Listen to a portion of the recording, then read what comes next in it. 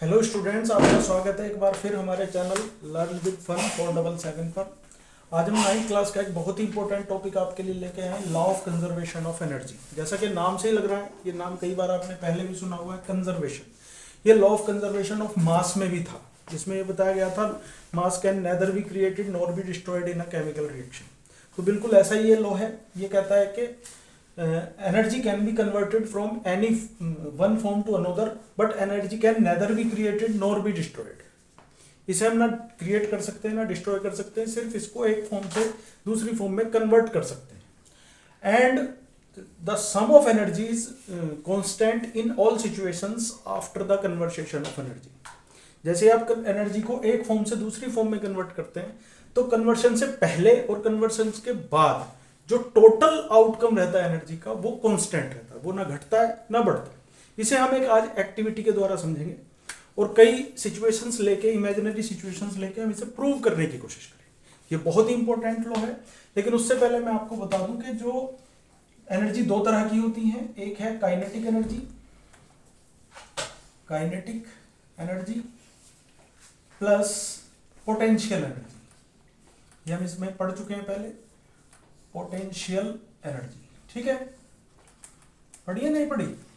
Equal to constant, इनका some constant रहता है। इसे आप ऐसे समझिए कि ये एनर्जी है के फॉर काइनेटिक, नीचे लिख देते हैं, प्लस एनर्जी है पोटेंशियल, और इनका जो सम है वो रहता है कांस्टेंट।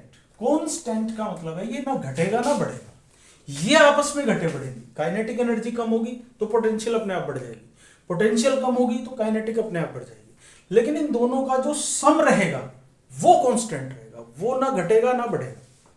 देखते हैं, प्रैक्टिकल एग्जांपल लेके देखते हैं। मान लो एक ऑब्जेक्ट है, यहां पर रखा है वो ऐसे, ये 100 मीटर की हाइट है टोटल, ऐसा आप मान लीजिए 100 मीटर है। ठीक है, यहां से हमने एक ऑब्जेक्ट है, कोई भी उसका मास हो सकता है।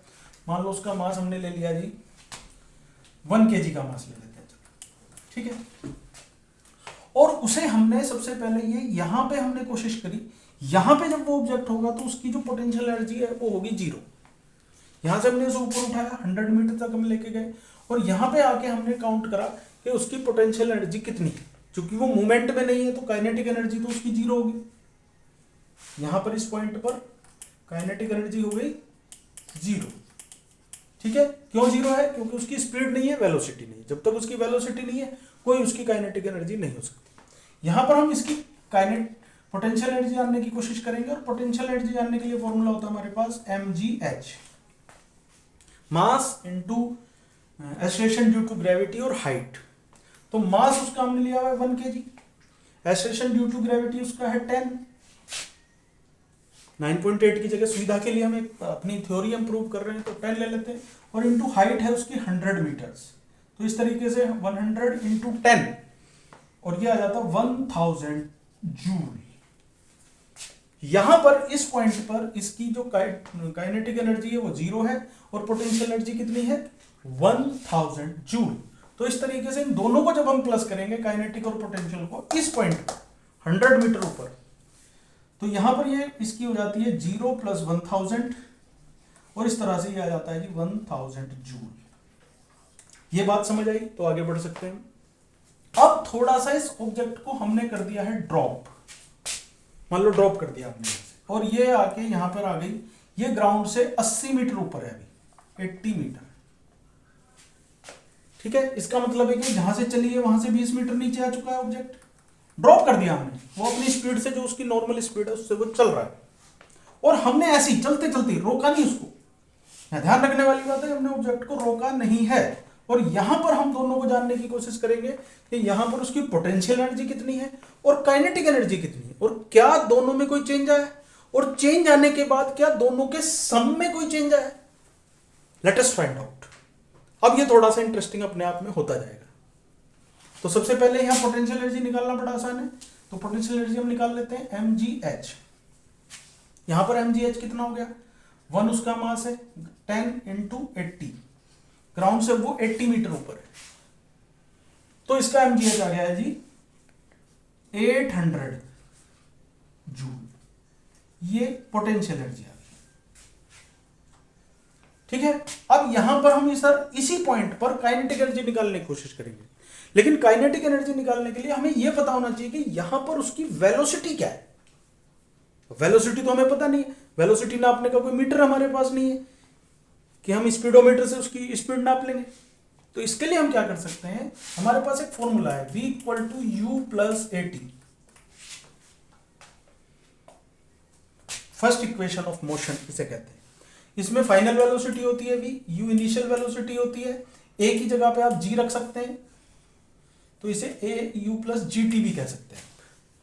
और फाइनली आप याद करिए, यहां पर जब आपने उस ऑब्जेक्ट को ड्रॉप किया था तो उस टाइम उसकी इनिशियल वेलोसिटी कितनी थी, 0 थी। तो हम यहां 0 रख देंगे, v हम निकाल रहे हैं फाइनल वेलोसिटी प्लस, चूंकि वो ऑब्जेक्ट नीचे की तरफ आ रहा है तो g स्मॉल g की वैल्यू प्लस में होगी, क्योंकि लगातार उसकी स्पीड वेलोसिटी बढ़ रही है, एक्सेलरेशन बढ़ रहा है। एक्सेलरेशन ड्यू टू ग्रेविटी जब ऑब्जेक्ट ऊपर से नीचे आता है तो पॉजिटिव होता है। तो यहां पर ये 10 रख दिया हमने, इनटू टाइम कितना लगा, यहां पर हमारे पास टाइम भी नहीं है, ये पंगा पड़ गया।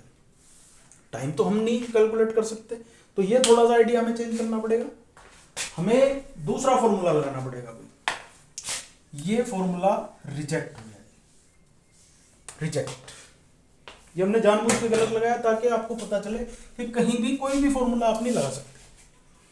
अब हमारे पास 3 चीजें हैं टोटल, हमारे पास टोटल डिस्टेंस ट्रेवल्ड है। उस ऑब्जेक्ट ने जब वो ड्रॉप किया है तो उसने टोटल 20 मीटर का डिस्टेंस ट्रेवल किया है। हमारे पास एक्सेलरेशन है, हमारे पास फाइनल वी नहीं है, फाइनल वी हम लोग निकाल रहे हैं। ठीक है, तो 2 फॉर्मूले और हैं हमारे पास, एक है s equal to u t plus half g t square, ये भी रिजेक्ट होगा क्योंकि इसमें भी टाइम की आवश्यकता हमें पड़ने वाली है। और जो चीज हम निकाल रहे हैं फाइनल वेलोसिटी, वो इसमें नहीं है, उससे निकलेगी भी नहीं। तो हमारे पास एक तीसरा फॉर्मूला है जो कहता है s इज इक्वल टू नहीं 2gs equal to v square minus u square. ये फॉर्मूला यहां काम करने वाला है, क्योंकि इसमें v गायब है, u हमारे पास है, s हमारे पास है, g हमारे पास है। आप u स्क्वायर को भी धल्ला सकते हो, तो ये हो जाता है 2gs plus u square equal to v square. ऐसे तो रख लेते हैं वैल्यूज, 2 इंटू 10 पॉजिटिव रहेगा, इंटू 20 मीटर वो ऊपर से नीचे आ चुका है, 20 प्लस यू 0 है इक्वल टू वी स्क्वायर आ गया।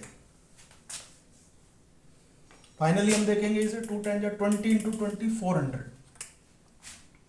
इक्वल टू क्या है ये वी स्क्वायर, बट हमें तो वी चाहिए, विच इज 400 का रूट, और ये 20 आ जाता है, 20 मीटर पर सेकेंड वी आ गया। अब जब 20 मीटर पर सेकेंड वी आ चुका है तो हम यहां पे इसकी वेलोसिटी क्या होगी हमें पता चल गया 20 मीटर पर सेकेंड, तो हम इसकी काइनेटिक एनर्जी निकाल सकते हैं। काइनेटिक एनर्जी के लिए फॉर्मूला हमारे पास है half mv square, okay, half into m कितना है 1 kg into v square, v square मतलब 20 इंटू 20। आप डायरेक्ट वी स्क्वायर ये 400 भी रख सकते हैं, रूट निकालने से पहले इससे से काटेंगे 10 आ जाएगा, 20 इंटू 10 200 आ गया, 200 जूल। अब हम यहां आते हैं अपने फॉर्मूले पे, यहां पे हम देखेंगे जी इसका जो ई के प्लस ई पी है, ये दोनों क्या क्या चेंज आया है। तो ई के फिलहाल हमारा आ रहा है 200 जूल, और ई पी हम पहले निकाल चुके हैं 800 जूल, और इस तरीके से ये आ जाता है 1000 जूल, जो कि पहले भी वही था अभी भी वही है। ऑब्जेक्ट 20 मीटर नीचे आ गया है, लेकिन चेंज भी आया, काइनेटिक एनर्जी चेंज हुई है, पोटेंशियल एनर्जी में चेंजेस आए, पोटेंशियल एनर्जी घटी है, काइनेटिक एनर्जी बढ़ी है। तो यहां पर एक ट्रांसफॉर्मेशन देखने को हमें मिल रहा है पोटेंशियल एनर्जी से काइनेटिक एनर्जी के बीच में, और कांस्टेंट दोनों का जो सम है वो कांस्टेंट है, पहले भी 1000 था अभी भी 1000 है। अब आपके दिमाग की खिड़कियां खुली होंगी, ये हो क्या गया, what is happening here, where is the duster. Yes, समझ आया ये। एक और एग्जांपल ले लेते हैं, कोई बात नहीं, और अपनी बात को प्रूव करने के लिए थोड़ा और बेटर समझाते हैं, शायद आप और बेटर समझ पाए। मान लो ये ऑब्जेक्ट अब यहां पे आ गया नीचे से 40 मीटर दूर, तो यहां पे सबसे पहले ई निकालेंगे हम, ईपी होता है mgh which is 1 into 10 into 40 और इस तरह से आ जाता है 400 जूल। इधर ई के निकालने के लिए हमें क्या चाहिएगा, अब ये टोटल यहां से यहां तक हो गया 60 मीटर, क्योंकि 40 मीटर वो नीचे से ऑब्जेक्ट छूटने के बाद से। तो इसके लिए फॉर्मूला हमारे पास है u square v square is equal to u square plus 2GS, और यू स्क्वायर कितना है, 0 थी इसकी initial velocity, 2 into 10 into s, यानी कि 60 मीटर वो ट्रेवल कर गया। और इस तरह से ये टोटल आ जाता है 0 प्लस 2 10 जा 20, 1200, और v हमारा आ गया, वी स्क्वायर आ गया जी 1200, और v आ गया जी 1200 का रूट। इसे ऐसे ही रहने दो, आप रूट मत निकालो, इसे भी छोड़ो, हमें तो ये v स्क्वायर चाहिए 1200, इससे भी बात हमारी बन जाएगी।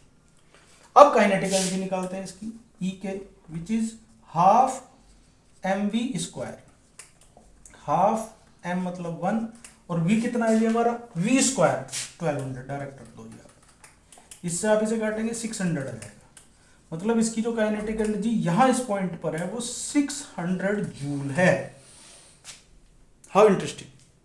और ऑटोमेटिकली जब आप इसमें 600 जूल प्लस करेंगे तो ये 1000 जूल आ जाएगा, और ये कांस्टेंट है। ये तीनों सिचुएशन में, यहां भी 1000 था, यहां भी 1000 था, यहां भी 1000 है।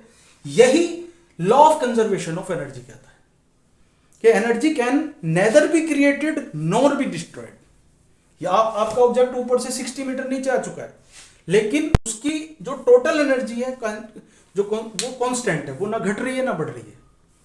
चेंज क्या हो रहा है, उसकी पोटेंशियल एनर्जी काइनेटिक एनर्जी में चेंज हो जा रही है। मतलब पोटेंशियल एनर्जी लगातार कम होती जा रही है और काइनेटिक एनर्जी लगातार बढ़ती जा रही है। एक और सिचुएशन आप ले लेते हैं, अगर आप थोड़ा सा और 2 मिनट हमें दें तो और बेटर तरीके से हम कॉन्सेप्ट को समझा सकते हैं। देखिए यहां पर मान लो ये यहां 0 ऊपर से ग्राउंड पे हिट करा, तो यहां हिट करते हुए उसकी एनर्जी क्या थी, तो काइनेटिक एनर्जी पोटेंशियल एनर्जी निकालने के लिए फॉर्मूला mgh, फाइनली 1 इंटू 10, और हाइट हो गई है 0, और ये आ गया 0 जूल। काइनेटिक एनर्जी की बात करेंगे तो इसके लिए हमें क्या चाहिएगा, हमें फाइनल वेलोसिटी चाहिए। फाइनल वेलोसिटी यहां निकाल लेते हैं। फाइनल वेलोसिटी के लिए वही है formula v square equal to u square plus 2GS, 0 का square plus 2 into 10 into 100 metre, वो नीचे आ गई है ऊपर से। टोटल डिस्टेंस उसने ट्रेवल कर लिया 100 मीटर, और इस तरीके से आ गया 2 10 जा 20, 2000 आ गया है जी वी स्क्वायर। हमें वी स्क्वायर ही चाहिए, इसका रूट निकालने के चक्कर में आप ना पड़े। Kinetic energy half mv square 1/2 into 1 into 2000, 2 से कट गया 1000, और इस तरह से काइनेटिक एनर्जी उसकी आ गई 1000 जूल। दोनों का प्लस अभी भी 1000 है। इसका मतलब है कि जैसे ही वो ऑब्जेक्ट ग्राउंड पे हिट करेगा तो उसकी पूरी की पूरी पोटेंशियल एनर्जी काइनेटिक एनर्जी में कन्वर्ट हो चुकी है। अब उसकी पोटेंशियल एनर्जी हो गई है 0 और काइनेटिक एनर्जी हो गई है 1000 जूल। तो इस तरीके से देखा जाए तो हमारा यहां पर भी law of conservation of energy prove हो रहा है कि energy can neither be created nor be destroyed, it is converted from one form to another one, and the fact is true at any situation any conditions. Okay, अगर आपको हमारी video पसंद आई है like करें, शेयर करें। मिलते हैं अगली वीडियो में, तब तक आप हमारे चैनल को सब्सक्राइब करें। Thanks for watching the video.